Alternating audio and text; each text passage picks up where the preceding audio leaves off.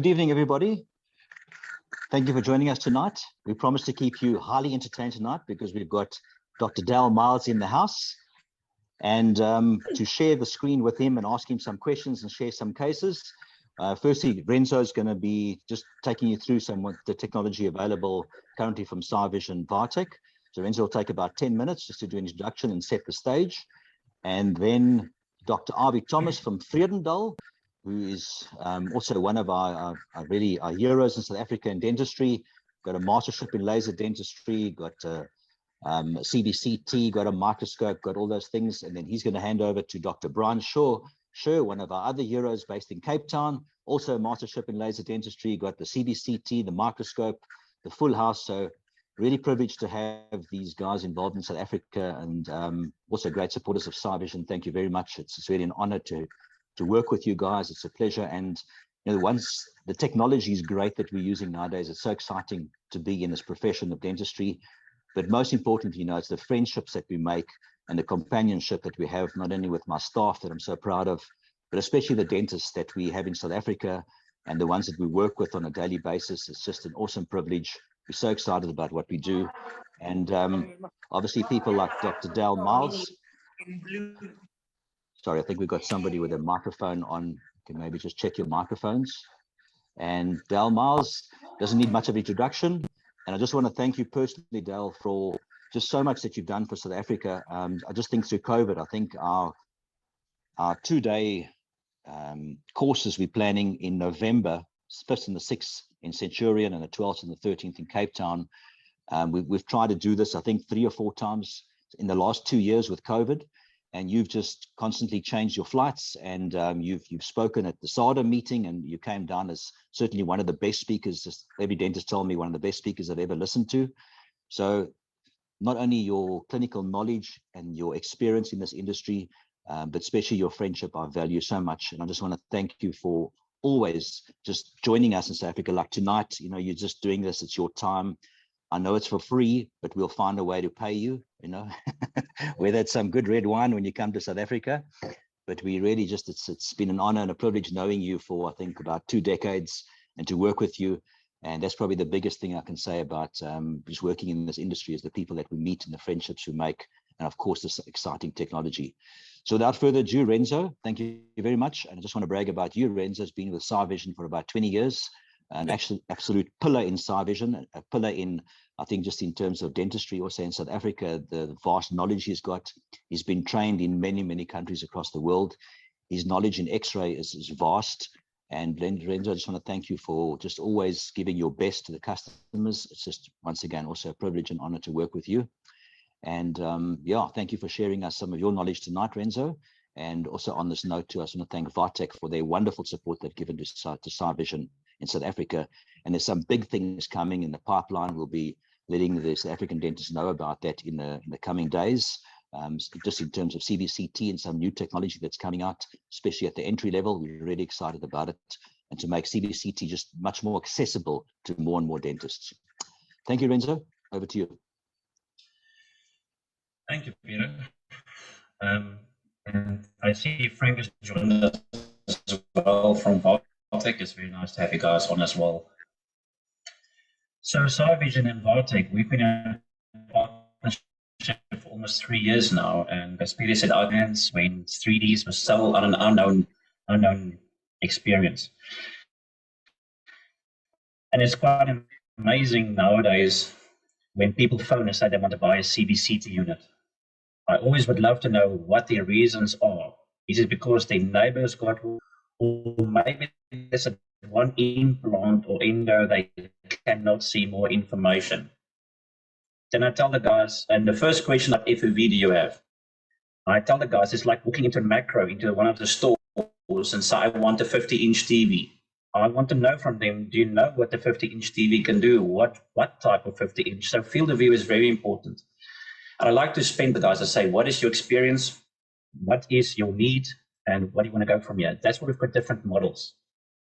So tonight, I don't want to go too long and to talk about our products. We've been very fortunate to partner with Vatech, and what these Korean companies are doing with the research and the AI and the software is blowing my mind as a gadget freak. So I just want to quickly go through a couple of things here.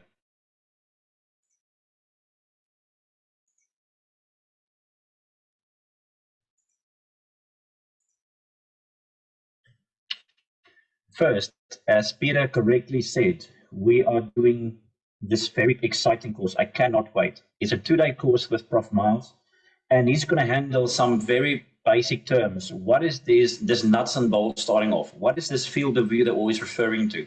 What is this voxels? We have to know, I know it's maybe a 3D pixel, but what really is this going around? So literally to go down on a hands-on type of experience. We don't want to have a CBCT anymore just for the better endo or just for a better implant.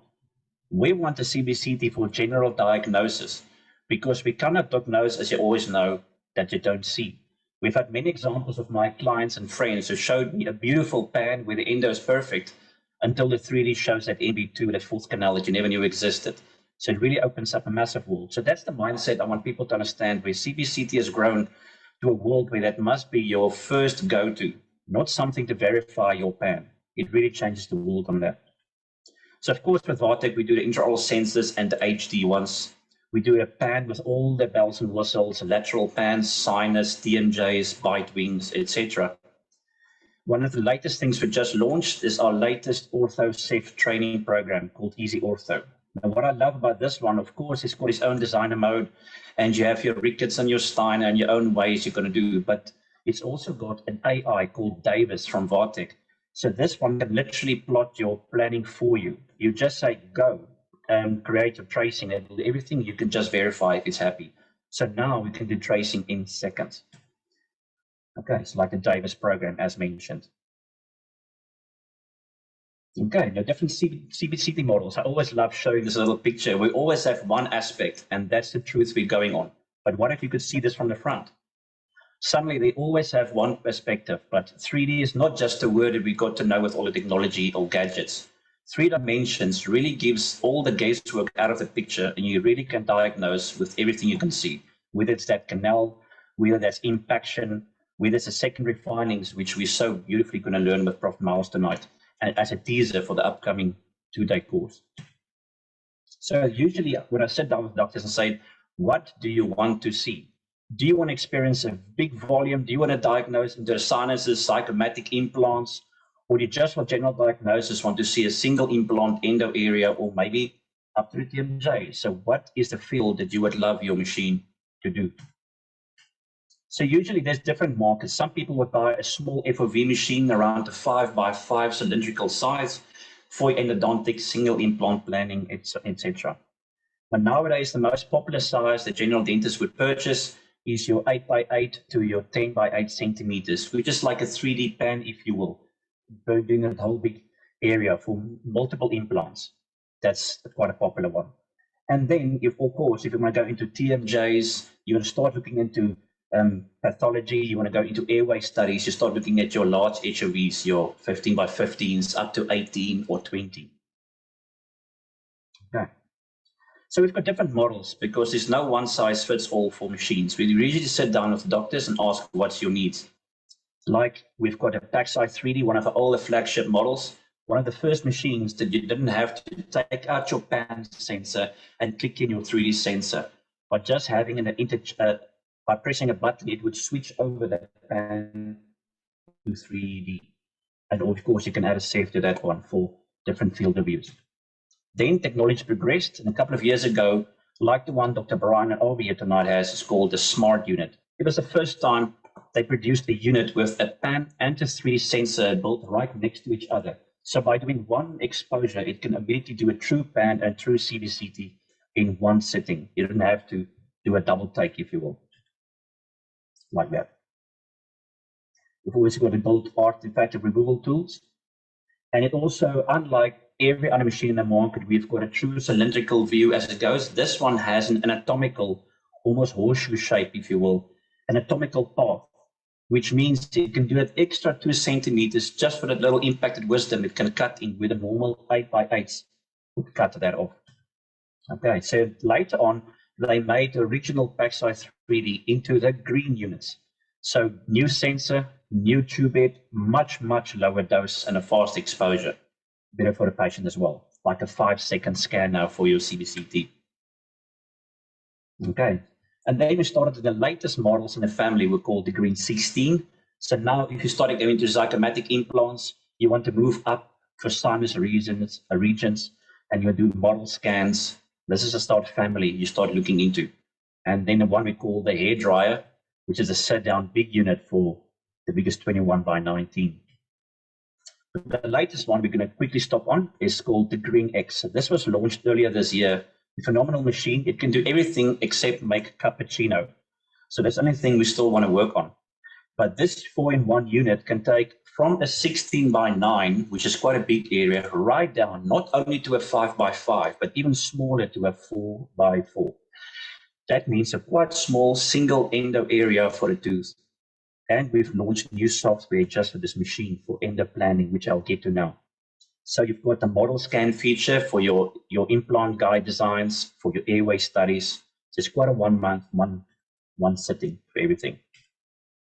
Okay, I'm not going to go into the programs now, but currently your CBCT will scan in about 2.9 seconds. So we're talking about quite a Ferrari speed here on CBCT. So normally, if you're looking at voxels, and again, Prof. Miles will spend so much beautiful time on this because there's so many numbers, people are getting so confused. Why your normal 5 by 5s and the industry standard now on a 5 by 5 is about 0.08 voxels, which is your 3 pixel. That's like a macro lens. If you want to zoom in, how much pixelated would it be a noise that you can detect that apical region, etc. With the Green X, goes now on a 4 by 4 round down to 0.05, which means nothing to the untrained eye, but it really makes quite a difference if you want to go to that very small focus. Okay. We've got a 3D scanning model as mentioned, and just a sum of all different machines. So this I do obviously on a much slower basis, one-on-one, to realize what is your requirements versus your green exposure. Nowadays, you can do CBCT so low dose that you can do a quick another one just for verification without overexposing this patient. That's where we want to get to, not to have people have this fear of radiation nowadays. It's not as a medical CT, of course. Okay, so obviously you get your software with, which is obviously not unique, but what I love about the software from Vatech is Koreans really go all the way, in a sense that you've got additional features over and above the normal NPR and slices you would get anyways from any program. You have a 3D pan feature, your TMJ feature. You've got built-in consultation videos where you can tell the patient, I'm about to do an apicectomy. And if they say, apa what? Then you can bring up the case and play videos and load your own videos in there to show them a bit of example to better consult with them. It also has got its own AI, which means when you take your CBCT, it automatically detects every tooth and mandibular and maxilla in this patient's mouth and automatically names every tooth. So now with the software, you can do a virtual extraction to maybe plan a single implant, and you can just take that one tooth out, which is beautiful. So you can do orthodontic surgery, where you can cut and slice and plan when you want to do some replacement or bone, etc. Airway studies is literally as quick as do 2 little buttons. Okay, and with the Green X, we've got this new feature, the endo feature. So now, because I said it segments automatically your 3D, you can take bone, as you can see in this picture here, you can take bone away and literally just see the tooth itself and go fly down that canal. So like this video will show you.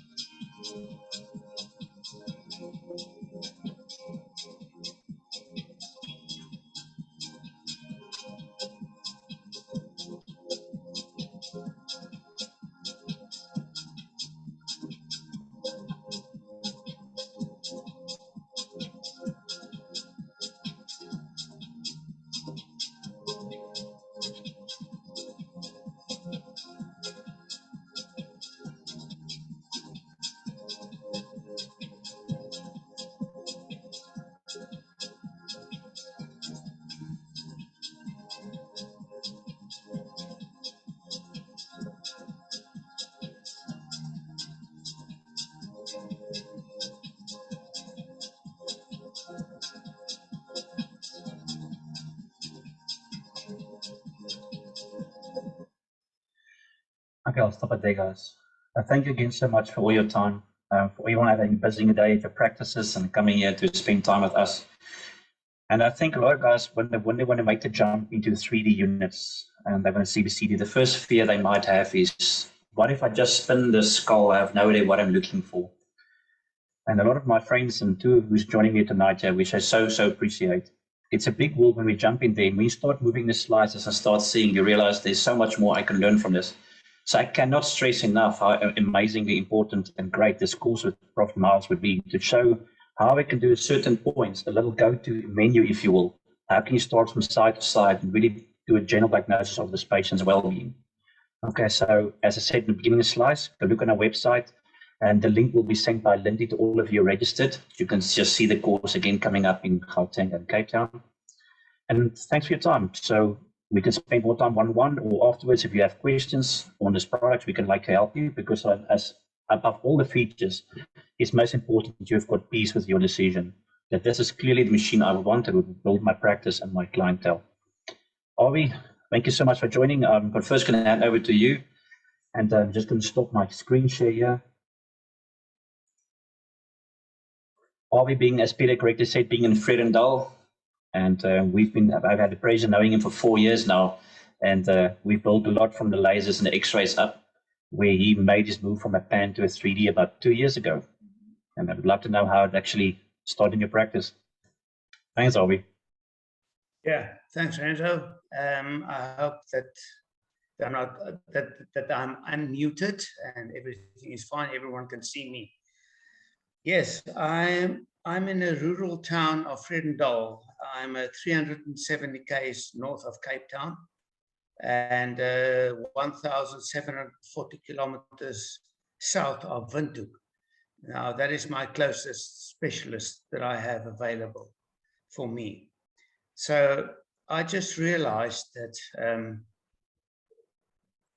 doing dentistry and doing it well will take something from me as just being a dentist from drilling and filling.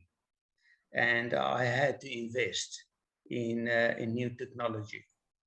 And as we've just seen, Renso, the CBCT that I bought from you guys 2 years ago, there is so much improvement already on the technology.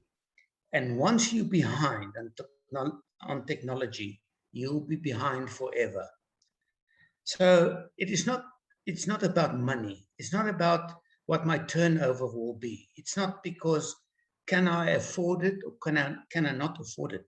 It's all about what is the quality of the service that you can render to your people in your community, and what makes you stand out. And I've met Peter and Renso and those guys, and I was just so amazed. And then I had the privilege to listen to Professor Miles and his CBCT lecture, and I downloaded his app on my phone, and the whole world just turned over for me in my practice. In 1955, when I turned 55 in 2015, I decided that dentistry is no more good for me. But then I met the guys like Vision and Aachen University and for Professor Miles, and they just opened a new world to me.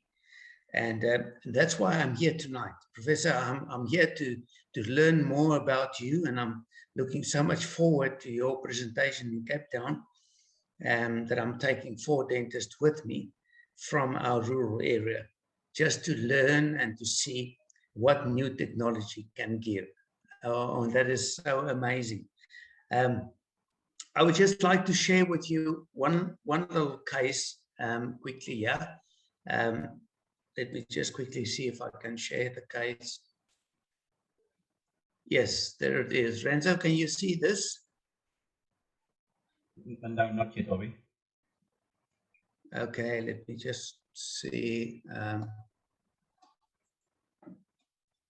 Okay, I'm just going to go back quickly. You know, in Namaqualand, English is not our second language, it's a foreign language. And technology is something that we take for granted. So let me just quickly get mouse out here. Okay. The share there screen we on the go. bottom. All right. Can you see me now, Renzo? No, Awie, sorry. Just press the share screen button in the bottom. Okay. Yes.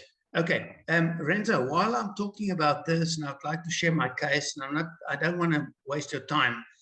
Please go over to Bryan, and Bryan, if you don't mind, taking my space, and I'll take your space. Thank you. Thanks, Bryan. Okay, with pleasure. Hi, everybody. Good evening. I'm not going to waste much time with my journey, or just to say that I think having a CBCT is probably one of the greatest things that I've done in my dental practice as far as equipment is concerned. I'm going to try and share while I'm talking, and you should be able to see this. Let's go share. Hopefully my technology works for you guys. Yes, thanks. Yeah. Okay. So that's the greatest thing that I got, I think, and I've got all the toys as well, the microscope, the lasers of the various sizes and contraptions. But the CBCT probably, I don't have any patient that comes out of my having a CBC or an X-ray, because I use it for bite wings and pans. That doesn't come out and says, I can't believe that technology. That's amazing. It really is amazing. And they all do it. They all do it. So I think it's one of the greatest things you can get. So just I've put together one or two little things that I've picked up along the way. You can see a patient came here with pain in the second quadrant, and it's, you can see, oh, possibly there's something going on, a bit of perio going. And I first adjusted the occlusion, and I thought, okay, well, can't really see a hell of a lot there. I cleaned it up a little bit, put a diode in there. I said the pain, but she was convinced the pain was on the wisdom tooth, on the 8.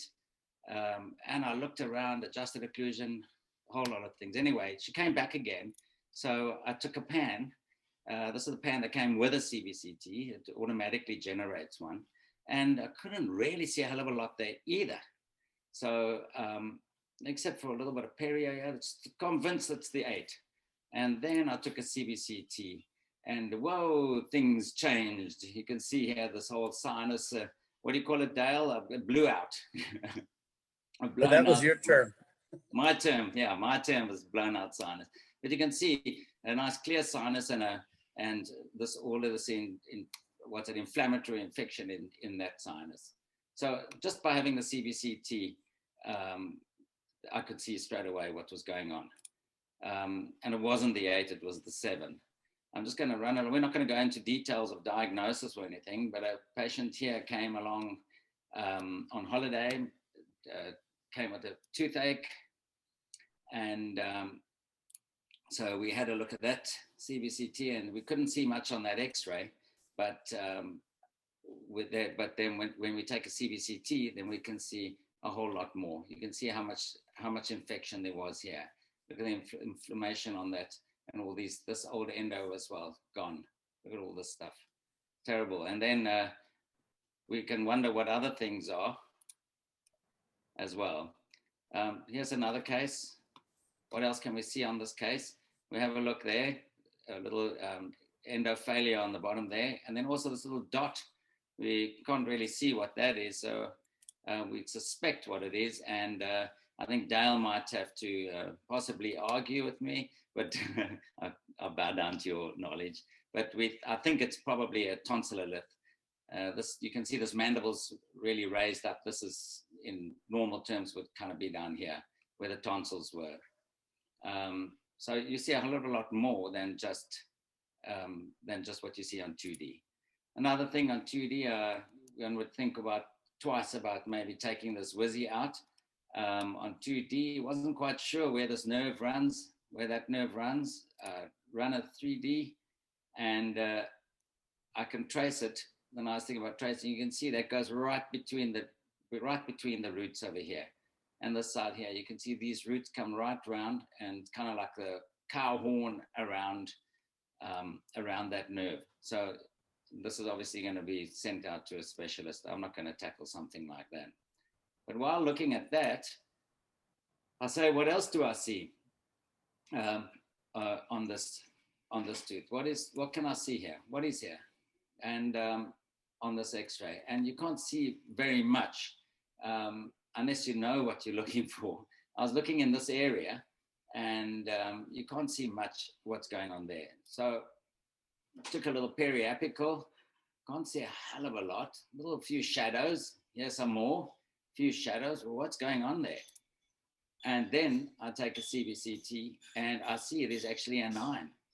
So, and it's sitting out here between the roots. You can see it, the 9, and this angulation over here, how it tilted up.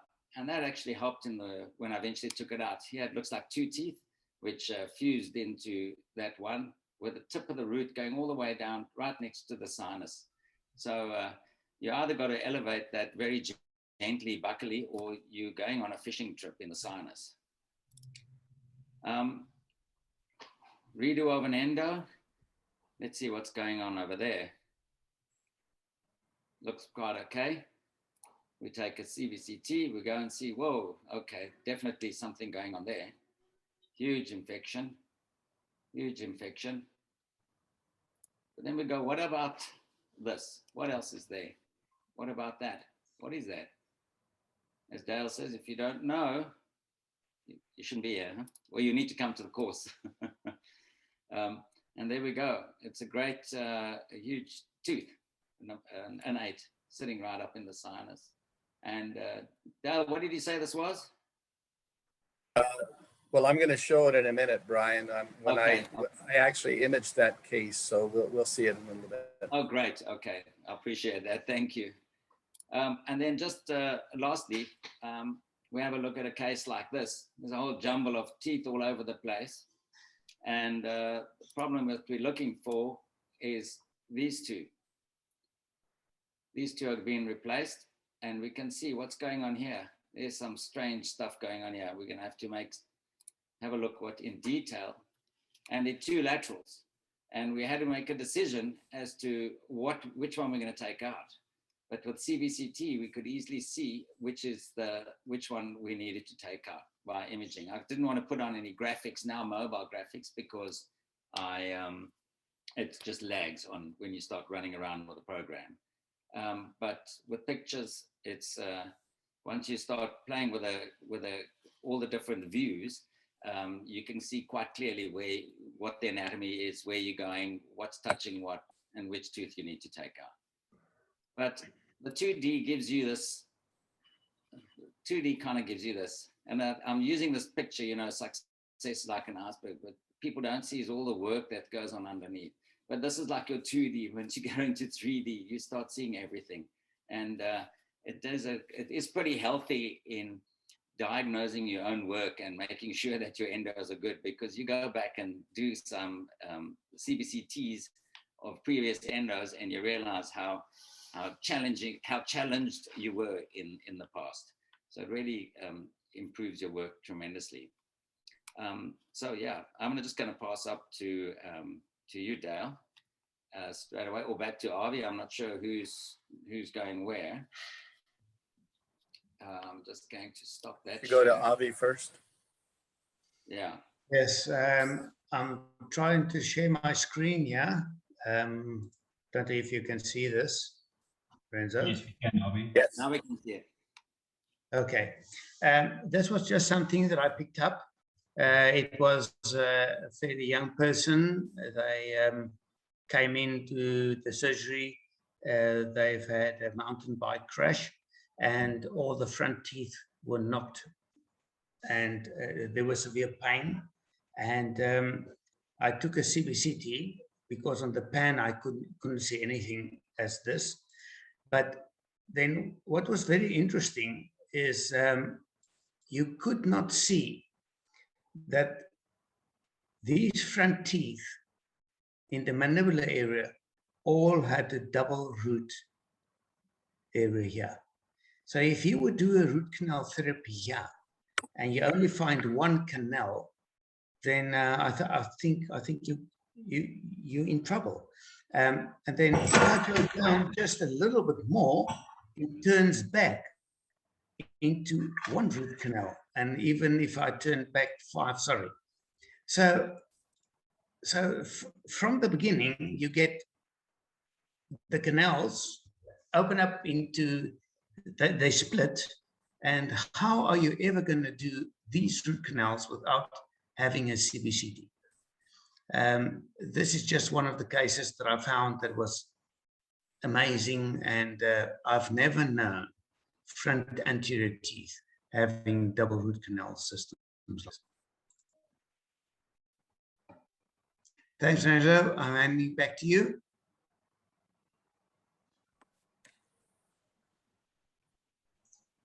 Thanks, Prof. Miles. I think Dale would hand over to you, if you don't mind. Okay.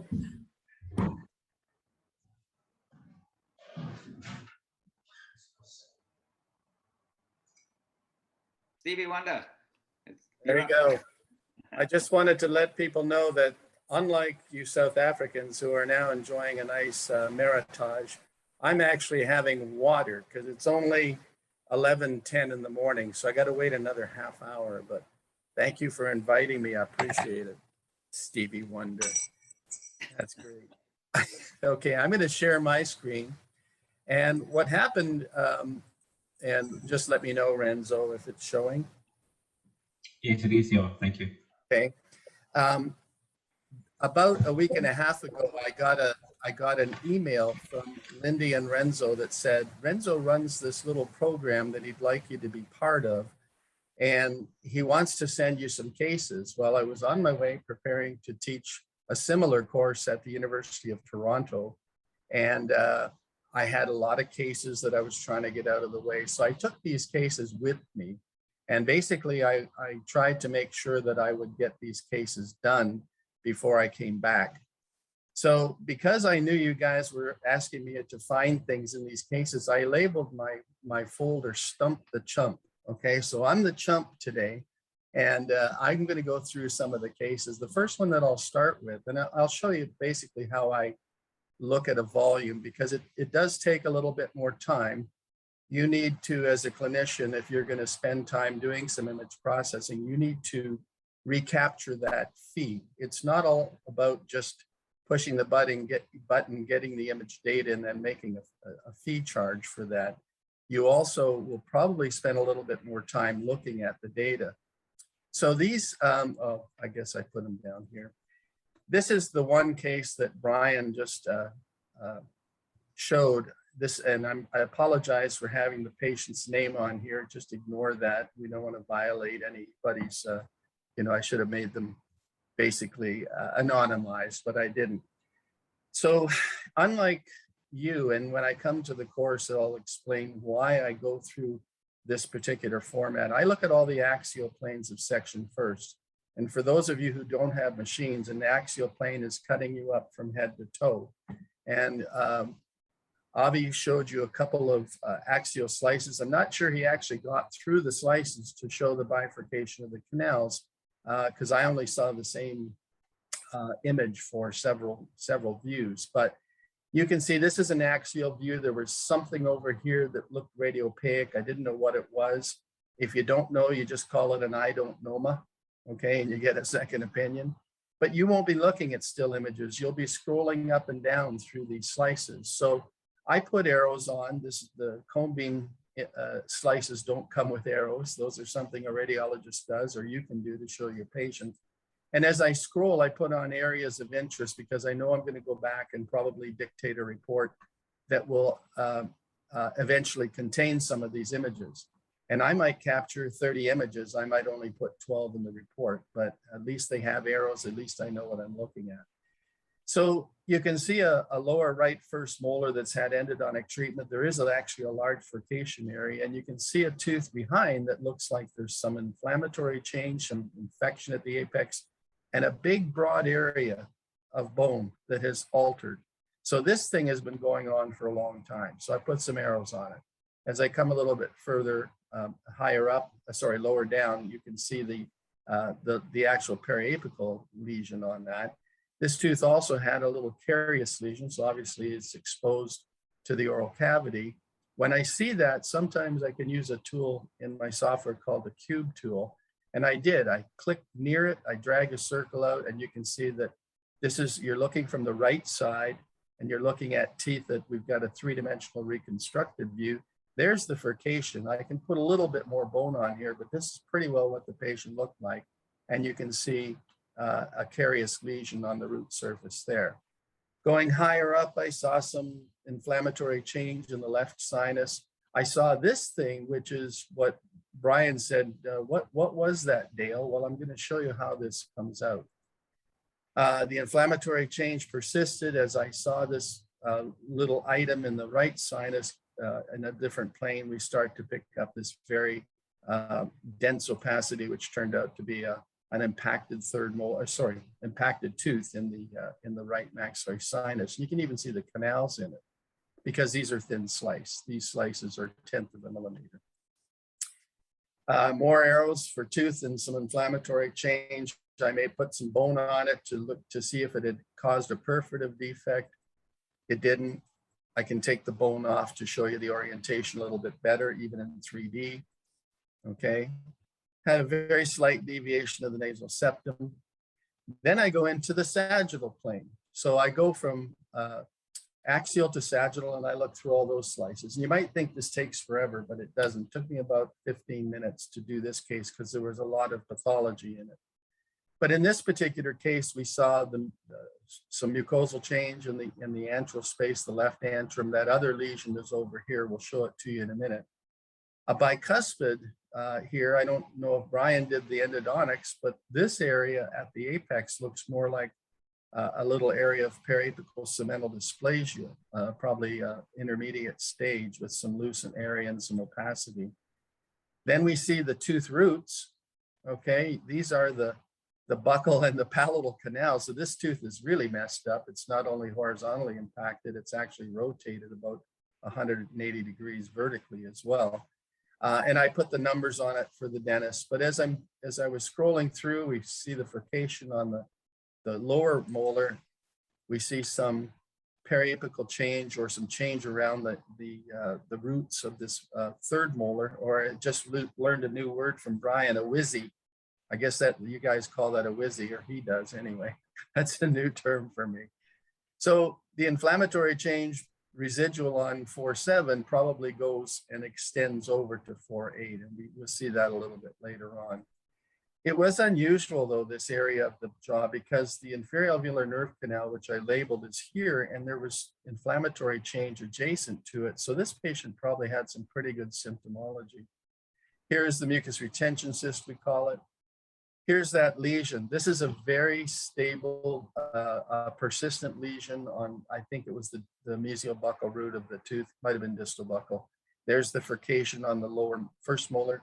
And this is, again, you know, the body attempts to wall things off. So this is, it has a name, I've forgotten it right now, you know, a very specific radiologic name, but it doesn't matter. It's a little mushroom cloud here on the end of this root. So there's a residual periapical lesion on that tooth, as well as the impacted tooth. And there's all the ways you can view it, all right? And these would be images that I would embed in what report I would do. Tooth 4.7 had the inflammatory change, and you can see it's long-standing because all of this sclerotic type bone is immediately adjacent to the inflammatory portion. So this thing's been going on forever, just like the upper one. I'm not too disturbed. I thought maybe there was some type of lesion associated with the inferior alveolar nerve canal, but if I look at this area of the bone and I look on the opposite side, you can see there's a similar marrow space pattern. I don't think this is an odontogenic lesion or a neural lesion arising from the canal. It's just in proximity. There's inflammatory change. I'd be surprised if the patient didn't have some paresthesia. Things you don't look for that we'll teach in the course, especially if people are into obstructive sleep apnea, they look at the airway, but you breathe through more than your airway, okay? And if you block it off, yeah, that causes an apneic event. But the nasal cavity is so beautifully imaged in Conebeam that this would be described as there's hypertrophy of the right inferior turbinate, which has narrowed the adjacent meatal spaces. So this can affect part of the breathing as well. There's the impacted tooth in what I call the translucent mode. I don't really find this mode, it's pretty to look at, but I don't find it very useful. I like to do 3D surface reconstruction. Well, they're very simple to do in both Easy 3DI and the software I use. Now remember, I'm a radiologist, so I can't own one single software because I'd have to own the software for all the machines, and that's just cost prohibitive. So I have a third-party software that's very robust that allows me to make these kinds of images. Oh, here's that mushroom cloud again on the tooth root. You can see this is what Bryan saw, and I said, well, that was a periapical lesion, Bryan. You can see I found it in the sagittal view, thin slice reconstructed pan, put a reference line on it. It shows me this, and the tip of the impacted tooth a little bit. So you can do wonderful things with 3D, thin slice or color views. I'm not going to go through the rest of these, but it sure opens up a world from this kind of image, which would be like your panoramic, to be able to do, much more with the orientation of the teeth, the problems around or involving the teeth. I'll be teaching all of y'all, that's a good Texas expression, all of y'all about the MIP image, MIP. I did show that to the people at Vatech as well. You can do that in Easy 3DI. It's a great way of looking at a sort of what teeth are present or absent, which have root canals, or what other pieces of pathology might be there. And it's a great one for looking at calcifications of the carotid arteries. So we'll teach you that if you come to the course. So that's the first case. And to make this interactive, I'd like to ask you if you have any questions at this point in time. And if you do, just either send them to Peter or Renso, or just turn on your audio and ask me a question. I'll be listening here. Any questions about what I just showed? I'm such a good educator, no one's got questions. Yay. All right. Well, thank you, Del. There are one or two guys that I know, like Dr. Jacques Ferreira, also who's watching. And I did speak to him before this. He's been doing some amazing work too with his CBCT. So Jacques, please, I know you sent some cases previously on the WhatsApp group that we discussed some of these cases, and you shared some amazing stuff. So please feel free at any stage just to pass a comment or ask a question, because you have got Mr. Conebeam, Dr. Conebeam in the house. Thank you, Del. Yeah, careful with the Mr. It's doctor, Professor. Yeah, the industry gave me that name. I'm not pompous enough to use it because I think I'm Dr. Conebeam, but yeah. All right, there were a couple other, yeah. We've got one question so far from someone asks, what about AI opportunity to read CBCT? That's a great question. It's a loaded question. I could talk to you for about an hour about that. I actually have a patent in process for AI, and it's not to look at the dental things, so I'll explain that in the course.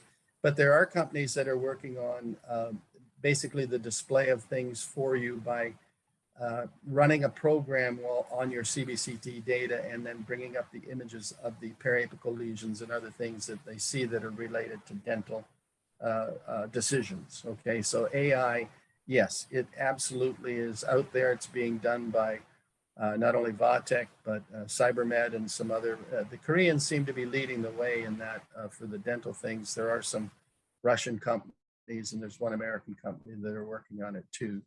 It's not going to solve your problems. What it's going to do, and I'll speak more about this, it's basically going to scan your data, use the information that is programmed into the artificial intelligence or the deep learning, and then display something for you. So you still probably make the decision. And I'll have a lot more to say about that when I come to South Africa, because I have a vested interest in that. For I'll tweak some of you may have seen the video, but I can actually pretty well predict who's got type 2 diabetes from a Conebeam scan. And I'll show you that. That's going to be an AI patent at some point. Let me go to Adam's case here. This was kind of a cute case. This was the child that had the supernumerary lateral incisor. I'll show you these images in just a second.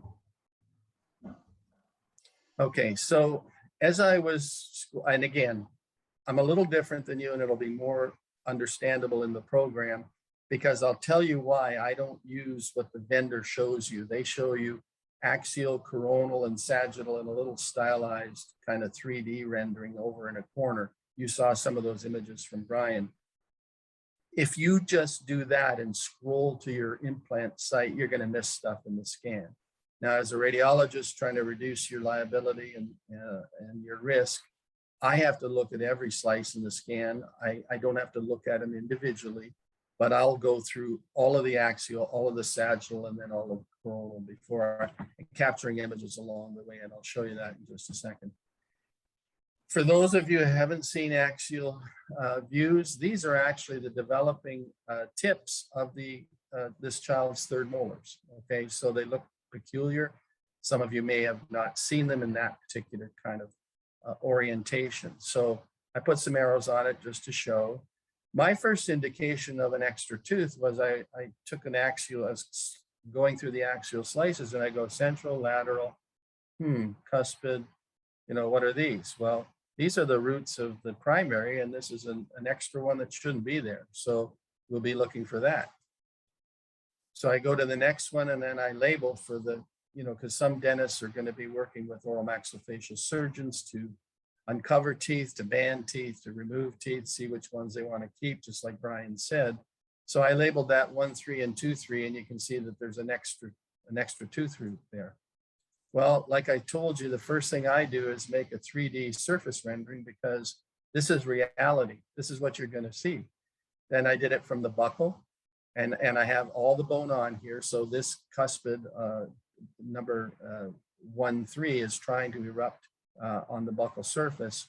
And then if we go and rotate this from the palatal point of view and play with the software program, which you'll all learn, not this software, but you'll all learn from the people at Vatech, you can see a central, this is, I labeled it 1.2A, because, sorry, this is a central, this is the lateral incisor, and this is the extra supernumerary. And there on the outside, or on the buccal, is the cuspid trying to erupt. So 3D it just changes your whole paradigm, makes you a better clinician, helps you with your clinical decisions, and you're going to treat your patients better because of it. Just like Awie said, it makes you a better diagnostician. As I'm going through, however, I see some other things. There's some minor mucosal change around the periphery of this sinus. There's more change in the right sinus. We did see that in other views. Okay, we saw some change there as well. So that was just a few of the images. I kept them in the axial plane for you, and then made 3D when it was necessary to show you some things. The next case, I don't think are there any questions there? I think that's a pretty straightforward case. Okay. There was an orthognathic surgery case. I don't think I'm going to show you that. We will if at the end. We'll do this for the sake of staying on time and brevity. Prof. Ask, we do have about 2 more questions here. Yeah. The one would be from a MaxFac asking, what post-processing software would you recommend? I probably mean like the third party, I would suppose. Yeah, if you buy a machine, you have the inherent software of the manufacturer, many of which are very good. Some manufacturers' software is kind of rudimentary, I think, or just doesn't have some of the tools. I use a software called On-Demand 3D because, again, it's third party. It's not related to any machines. And I can bring any of the DICOM data into that software to do the fancy things that I need to do in a quick, intuitive way. Much like Easy 3DI. Easy 3DI has some very unbelievable tools in it. which is up to the people that are servicing your machine to teach you about how to use some of those tools, and they will. You said there were 2 questions, Peter? Yeah, Prof. The other one question would be, is one that's coming up quite a couple of times, and you being the clever guy, it might be different from country to country, but what are the ethical, legal implications of missing pathology on a CBCT? It might be a little bit, I wouldn't say gray area, it might be different from country to country. I don't know if you're going to cover this more in your course in 2 days. Yeah, I will be covering it in the course. I do a section on risk and liability, but let's just dumb it down for everybody. You're responsible for everything in the scan. If you send it out to an oral maxillofacial radiologist, of whom you have many in South Africa who are very good, you'll do risk reduction, okay? Because they're looking for the things you're not. They're looking for the pathology that's maybe outside the dental bases, maybe that you're not familiar with. For the general dentist, certainly, they might want to, depending on how many scans you do a week, they might want to send those out for reporting. Reporting is not expensive. The capture fee is where most people in North America make their money. They're supposed to look at all the data in the scan, and there's no way to abrogate that responsibility. And I'll have a lot more to say about that in the course.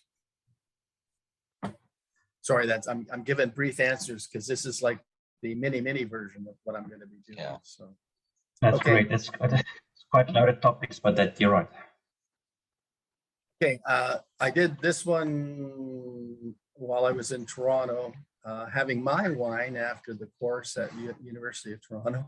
I was sitting in my hotel room working on these cases and just making images so I could share them with you. You can see that a little bit bigger. You can see the inflammatory change. You can see a tooth crown on the patient's upper right should not be facing the palate. So there's something going on there, of course. I have 2 different interfaces displaying this. That inflammatory change in this mixed dentition child patient, you can see is quite remarkable on the patient's right. It has, if you were seeing this on a panoramic digital pan and you were looking at this lesion in the right maxillary sinus, you would call it a dome-shaped radiopacity arising from the floor of the antrum, which is the very definition of a mucus retention cyst or antral pseudocyst, or whatever the current term is that you use. In going through this, I saw some interesting little things. There was an area at the apex of 234 that looks like it could be pathology, but why? There's only maybe a tiny carious lesion there. There really isn't anything to evoke that kind of change. So I'd like to see that in a different plane.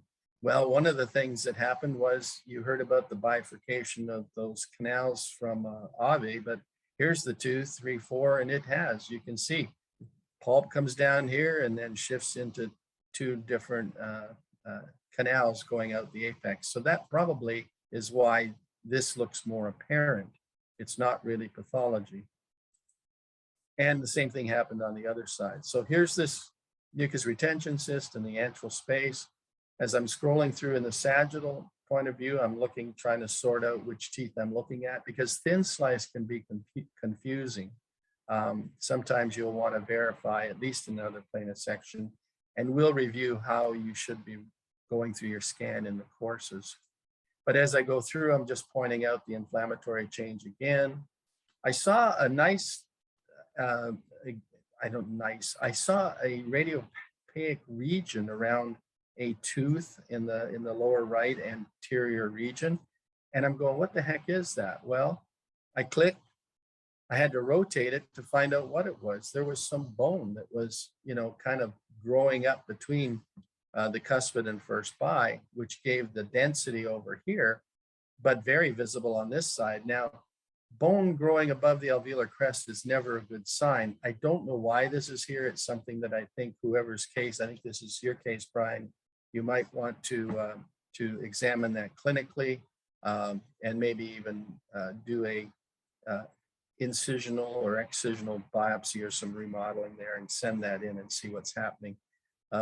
Things like osteosarc and other tumors are not common in kids. So I don't think it's that, but it's certainly unusual. It's probably bone response to maybe chronic inflammatory change. Very unusual. There's the mucus retention cyst again, just showing it up in different orientations. I'll be teaching you a lot of anatomy. So if you don't know that this is the lateral pterygoid plate or that this is the medial, you will after the anatomy section. And we're going to teach you a lot about the sphenoid sinus and the region around it, because if you do temporomandibular joint views, if you buy one of the machines that goes beyond the 8x8, and or even if you move an 8x8 up to see condyles, you're going to see the region. And I find calcifications in the carotid artery of a certain type, they're called medial arterial calcification, seen in diabetics, undiagnosed or uncontrolled, in the sphenoid region, because the carotid comes up past the condyle, moves medially, and then goes up. And I'll show you that actually on the case that I show of Awie's.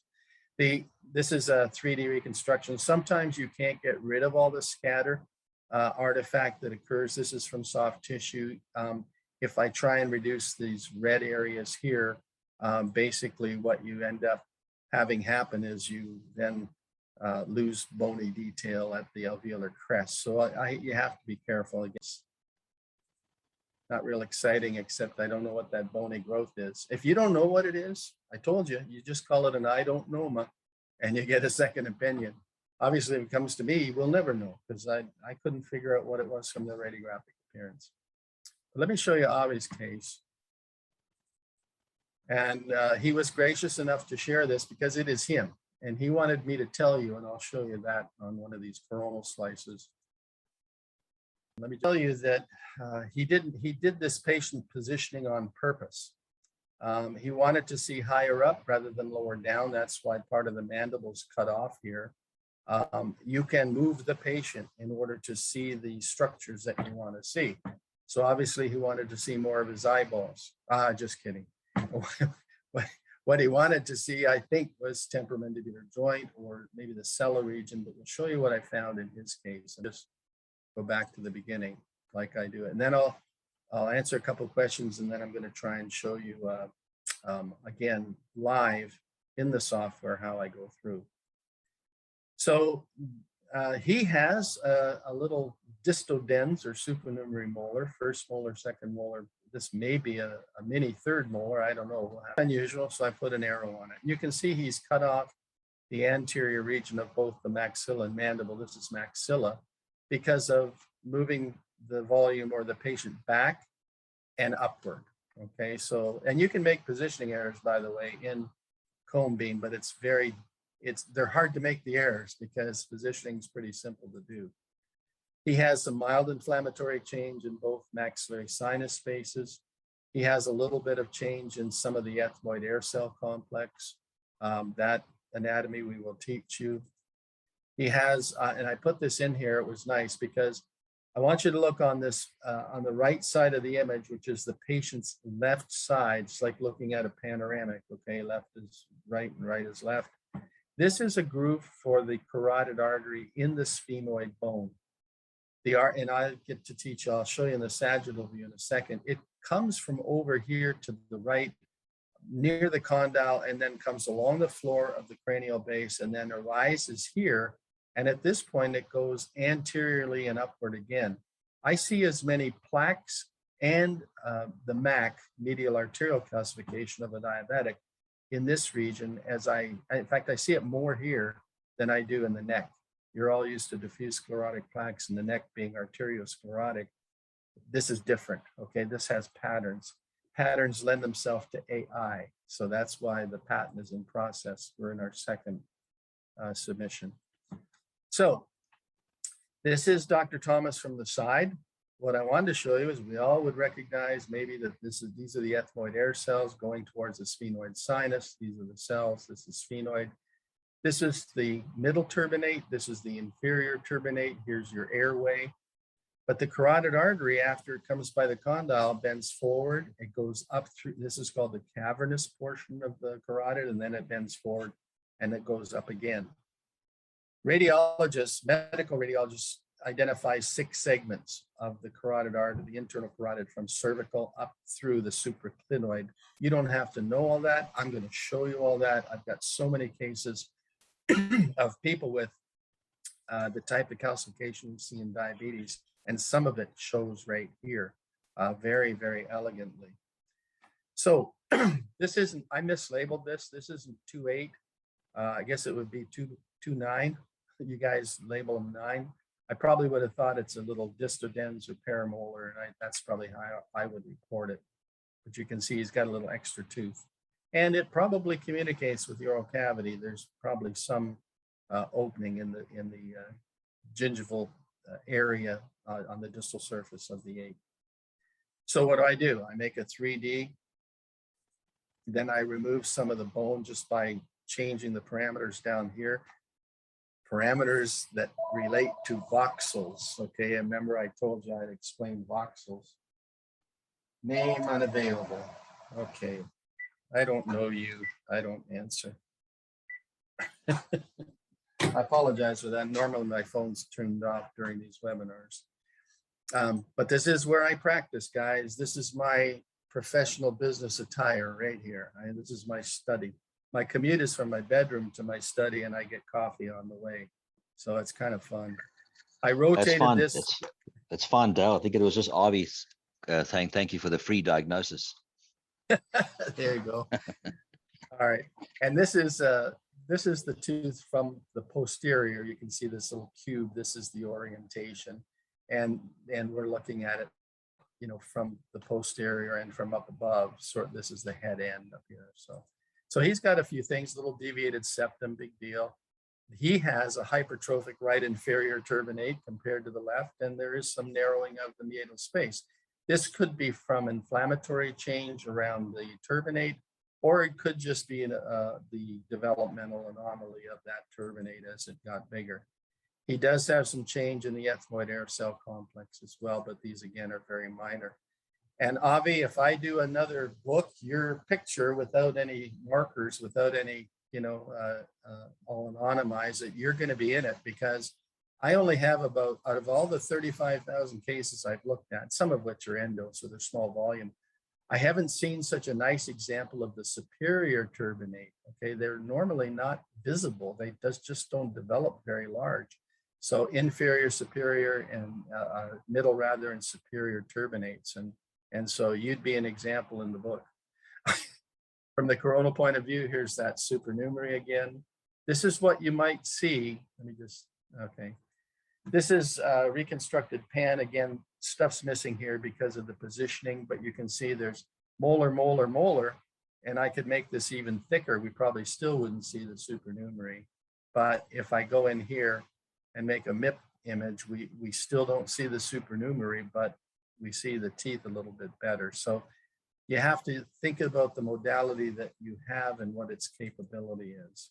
So there are the diagnoses in that case. And I won't stop my screen sharing just yet.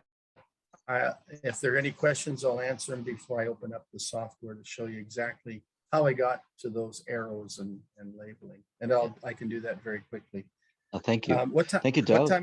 What time? Well, we actually, we plan to kind of, you know, set it about 8:30. We're already almost 22:09. So we're kind of 10 minutes over. So we will carry on.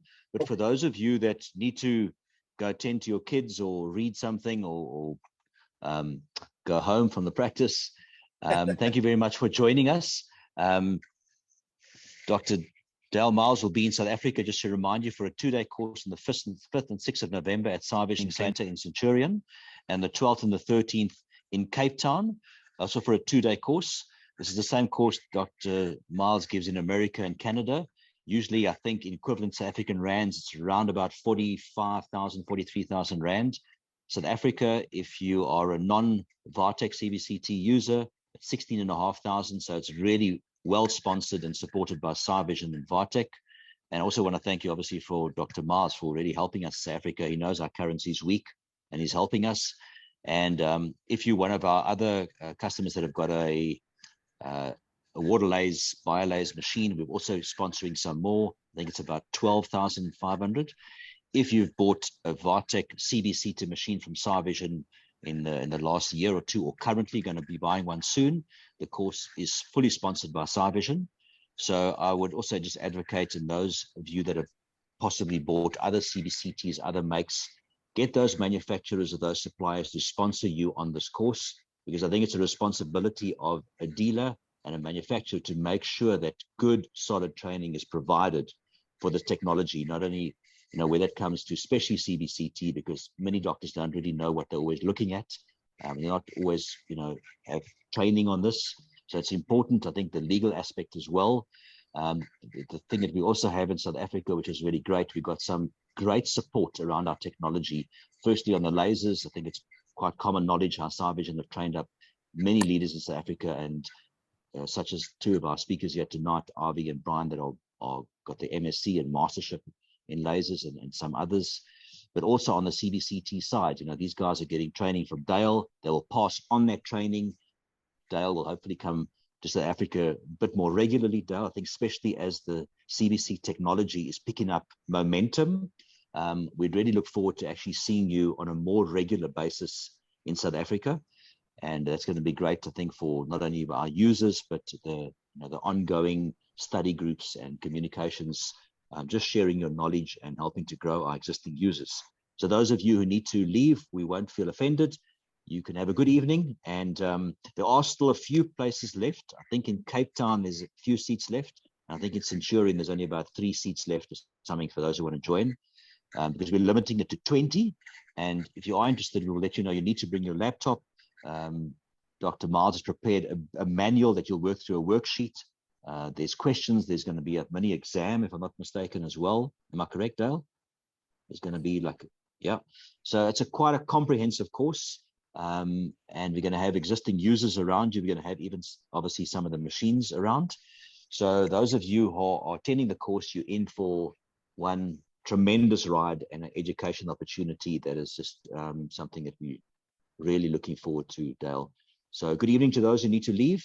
And Dale will carry on, and we'll start sharing some more questions with participants, and of course with Bryan and Awie. Thank you. Back to you, Dale. Thank you, Peter. Yeah, thank you, Peter. One of the things for the people that are still here, you're going to be seeing or getting or receiving a 30-day trial of this thing. And it's a little USB drive, and the report and decision support software is called Easy Writer. We gave it out in Toronto. Everybody brought their laptops. It allows you to do a really nice, a little elegant report, but when you don't know something, you'll see a statement related to it in the lists that are displayed, and you'll be able to click on it. It'll be a hyperlink, and it'll give you a description. It'll give you a picture of what that thing is, so that you can match it to what you see on your screen. So it's not a pitch. It's not a pitch to sell it, but it really, I think, when you see it and use it. Now tell me why your hair is standing. Off went the mute. But you'll be able to play with it, because part of the course, the very end of the course, we actually make you a radiologist and get you to populate the report and use the software. Now, I see a lot of people still hanging around, because there were 65 or 68 of you, and now there's 61. I don't have to show you the software if you don't want to, or the way I use it. I don't know how we can do can you poll the audience and see how many people want to stick around? I'm willing to spend another 10 or 15 minutes to do it, but I think that's enough to digest at this point in time. So you guys let me know, okay? Yeah. Well, I think you're going to go another 10 minutes is good, Dale. Yeah, Peter, may I just ask Prof. Miles, or just make a comment? Sure. Oops. Professor, the scanatomy Yes. that you have, for me, was really brilliant. I really enjoyed it, and I could work through the anatomy of the skull and to understand better what you're going to come and teach us in Cape Town. So for all the people listening here, perhaps you can just tell us a little bit more about this Conebeam app that you've got available. I have an app. It's only available, unfortunately, on a Mac device, and I'll be showing that too briefly in the program. But what it is the 3 planes of section, multiple screens in axial, multiple in sagittal, multiple in coronal, and it's quizzed. So it'll show you a thin slice axial, let's say, and it'll have numbers of structures. And on the question portion at the bottom, it'll say that the structure numbered 4 is most likely. And what you do is you have a choice of 4, usually pretty straightforward because it's not to trick anybody. It's to help you learn the anatomy. So you click on the answer. If it's correct, it'll actually, it'll turn green, the box that you selected. If it's wrong, it'll turn red. And you can keep clicking and see the right answer. But once you go through the first time, you'll probably score about 30 or 40%. If you go through it, it scrambles the answers if you restart. And so I've had people finish it in an hour. I've had people say, look, it took me 4 or 5 goes at it, but I know all my anatomy now. So, and thank you, Awie, for bringing that up. I wasn't going to promote it. It's very reasonable. It's $9.99 US, whatever that is in Rand. I guess it's times like 13 now, isn't it? Yes, but thank you very much for that, because I've learned so much about the anatomy and the different slices that you look through, and to see where the structures are, and perhaps, you know, what is this? No, I've learned so much from that. Thank you very much. You're welcome. It's my pleasure. I was telling you the price, and I'm going to tell you the breakdown. The young man that did the programming, Eric Costello, he gets a third, I get a third, and Apple gets a third. Apple gets a third of every app that they own and post. Okay, so now you know why they're such a profitable company. All right. So I'll share my screen again, and I'll just do this very briefly. I do have the software open, but I was telling Peter I have had it crash a couple times because it's another beta version. But in here, let's just do Thomas again. You can see that this is my database. The ones, all of these patients I've seen this month pretty well, September, parts of October. If I open up Dr. Thomas, what I do always is I open it up in one of the modules. Oh, there goes the crash. I'll show you in a second. Very frustrating for me, you know, that it does that all the time because I've got lots of cases to look at, but it opens up quickly again. It's probably a Microsoft thing, you know, because they use Microsoft in the background. But here we go again. I'll open it up in what's called the dynamic light box, one of the modules. And this is different from, this defaults to the axial point of view, okay, or the axial slice. And if I right click, you'll see my little cursor changes to a sun or a brightness. So left and right is contrast, up and down is brightness on the right mouse click. So this works really intuitively. If I were to open it like y'all, it would be like this. And you'd see these images won't fill the screen. I'm going to take his name off here. I would look at it like this. I would double click on this image or bring it up and scroll through those slices. But in my protocol, I do it this way, okay? So I just go down to the bottom of the slices and I start to scroll up. As I scroll, if it's too bright, I can change the brightness and contrast really quickly. As I get to, oh, what's that thing? Well, that thing is that little supernumerary. So I pick up an arrow in the interface here. There's a camera that says capture. I pick that up and take the full screen or the image itself. I forgot to tell you that, well, it's not that big a torus, but he has a tiny little torus there as well. So that's all I do. I go in and I scroll and I try and find things. This deviated septum actually shows up a little bit better here. So I capture another image. Then I go to the sagittal plane. I scroll. This is where I said, you know what, this would be a nice in 3D. So I just pick up the cube tool, and it tells you what to do. Pick up the cube, and then it says select the target position. Well, I'm going to select this tooth, drag it out, click, and there's his image. And then I can actually play with the color, transparency, and opacity in this image and get a sexier view. So here he is in 3D. I'd take a picture, and then I'd back off the bone, and there's his tooth in 3D without any, sort of other material around it. So I can determine its proximity to the roots, if it's caused any resorption.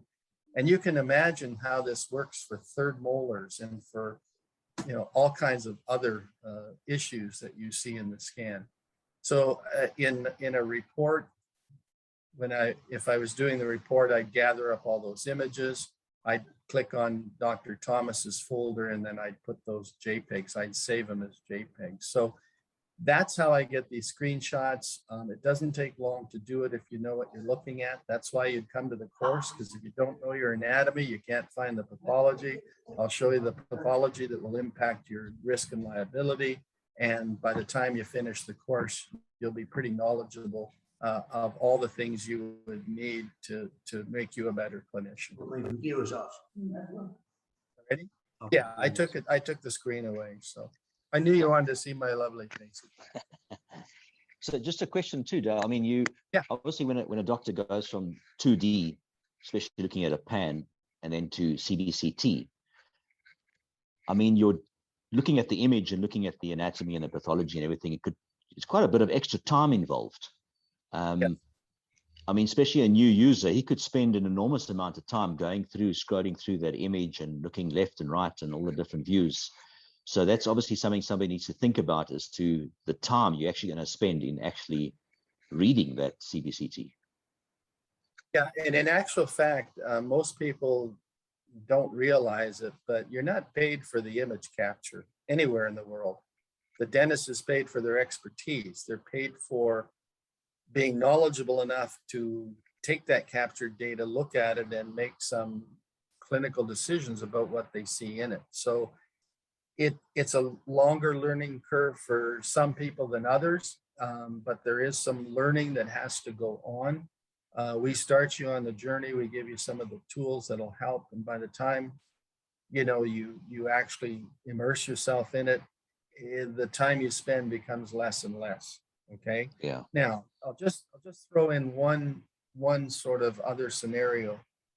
Oral maxillofacial surgeons that I have as clients, they say, look, I'm going to send you my cases because I do 15 scans, 16 scans a week on the patients because of third molars, because of, looking at the maxillary sinuses, my orthodontic surgery, whatever the thing was that was referred from the general dentist. And they don't have the time to go through that.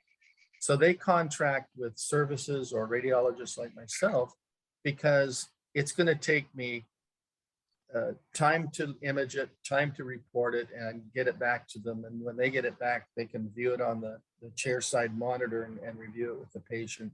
And it's just a time saving. My fee for that here in North America is $75. Their capture fee is between $199 and $799 for taking the scan. So, yeah. There are various ways of getting the data to make your decisions with. Yeah, I think somebody's microphone is on, maybe Lindy or Renso. You could just see who it is and just ask them to put their microphone off unless they're speaking.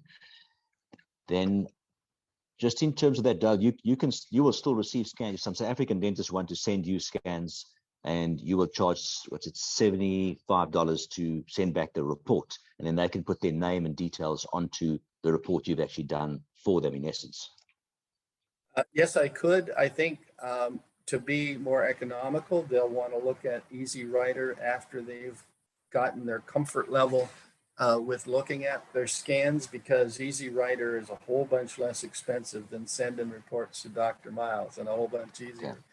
Yeah. And that's basically why I'm going to introduce it to the South African dentists, because I think it's going to solve some of the issues. I know that there's lots of dentistry done in South Africa that, you can't charge $50 US for a panoramic, you're charging $8 or $9. Do you know what I mean? It's like economies of scale, and you have to have tools that'll help you a little bit more. But yeah, I set you up on a server with a user ID and password, all protected and encrypted. Send you a list of instructions, and if you want to, you do like Renso did with these cases. You upload to your folder, all protected. I download it into my software, look at the data, put the report back in your folder.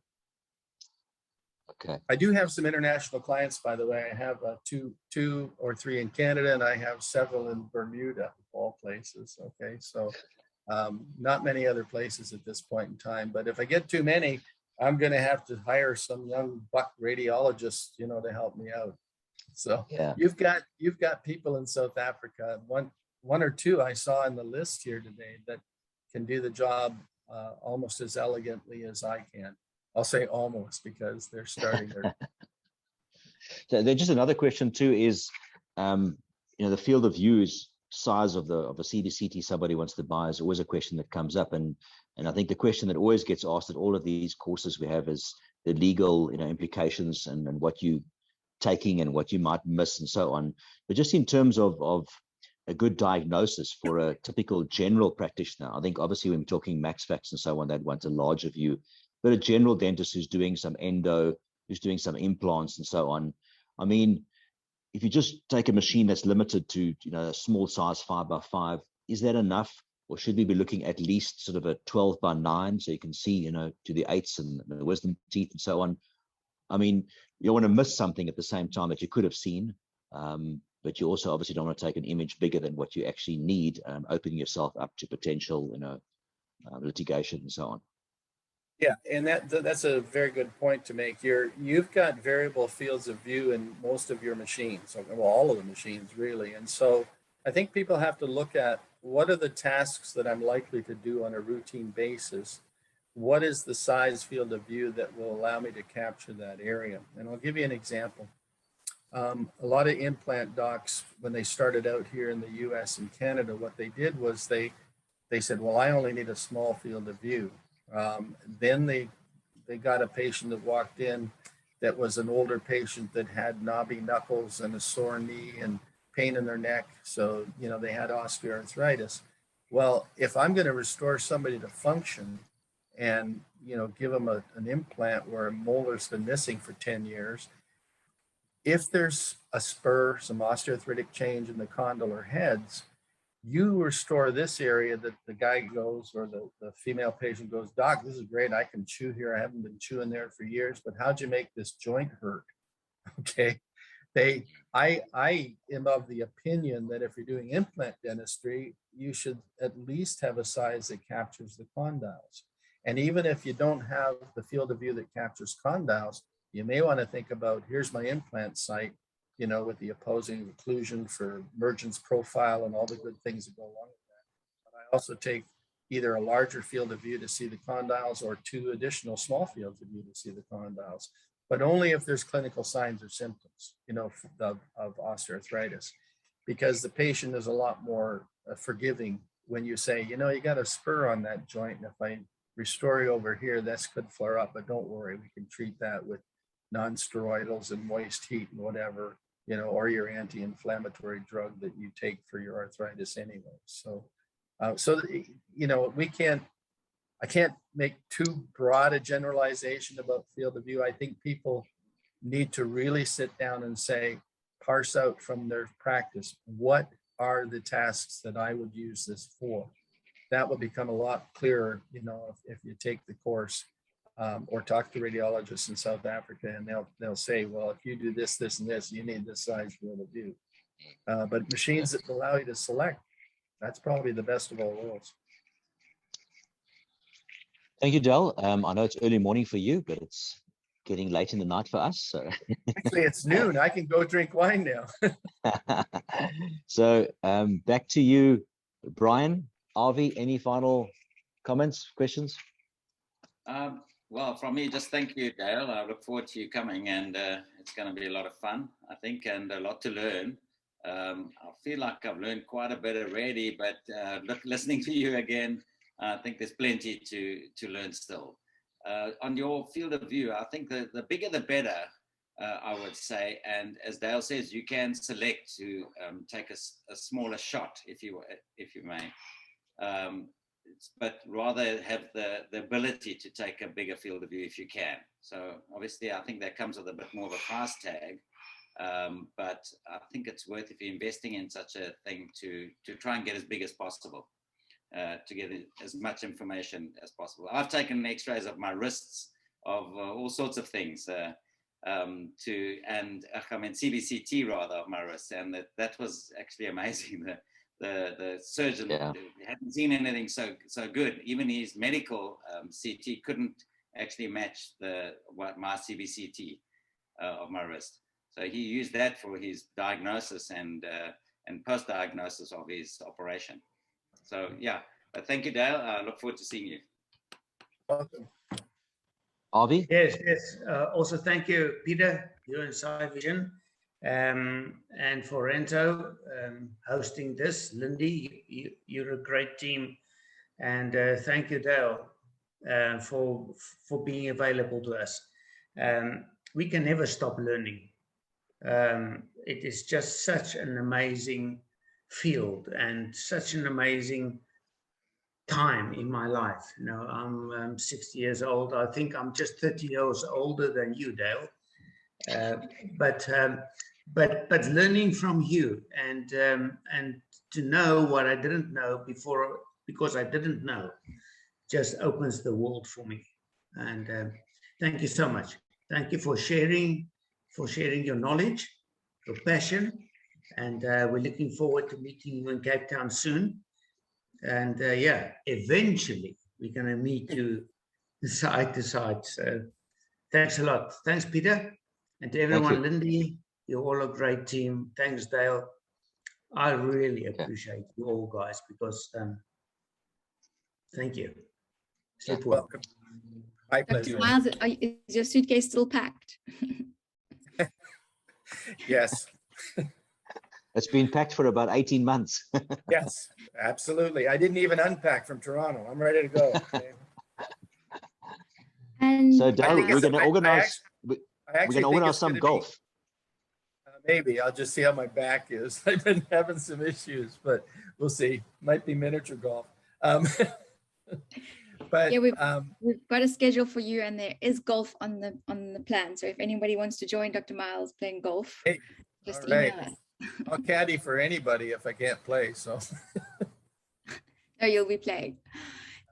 All right. Thank you, everyone. If you want to join the course, you guys are great. I just want to reference Dr. Miles's website, drconebeam.com. That's DOCTOR, conebeam.com. And he's got amazing resources, the Scanatomy app, Easy Writer. And if you want to join the course, SciVisionMedical.com. If you're lucky, you'll get a seat. Thank you. Just one more question, Dale, your book. If people want to buy your book, that is available on...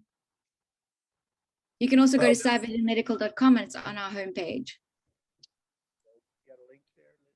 For short. And I have good news for my friends in South Africa and colleagues.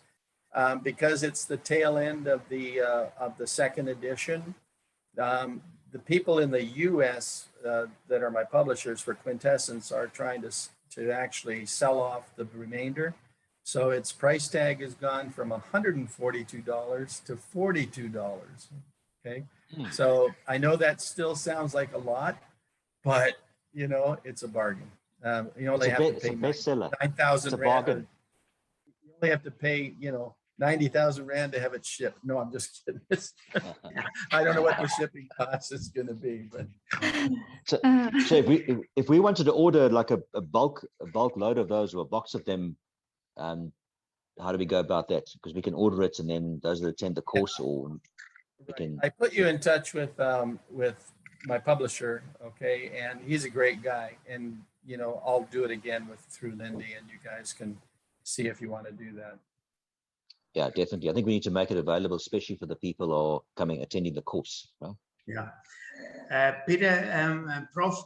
Really, I think that your presence might be for me much more worth than the book, because I'm a bad reader and I like a glass of wine. And to you, Professor, cheers. That was good. All Yeah. right. The idea is to have both, Awie. Awie. Yeah. Come, Bryan. Where's your wine? You finished it. Just I guys, see a Chenin, thank I you see so a much Chenin for Blanc. listening. I see a Chenin Blanc and a Pinotage there. No. Oh, you're well done. I'm gonna do Thanks, another. guys. Thanks, High Vision. Okay. Good Good evening. night. Thank you, Dale. Slop. Good Tot night. ziens. Guys, good Oh, seeing y'all goeienaand. again. Stay healthy. You all. Yeah. Y'all. Good idea. Bye-bye.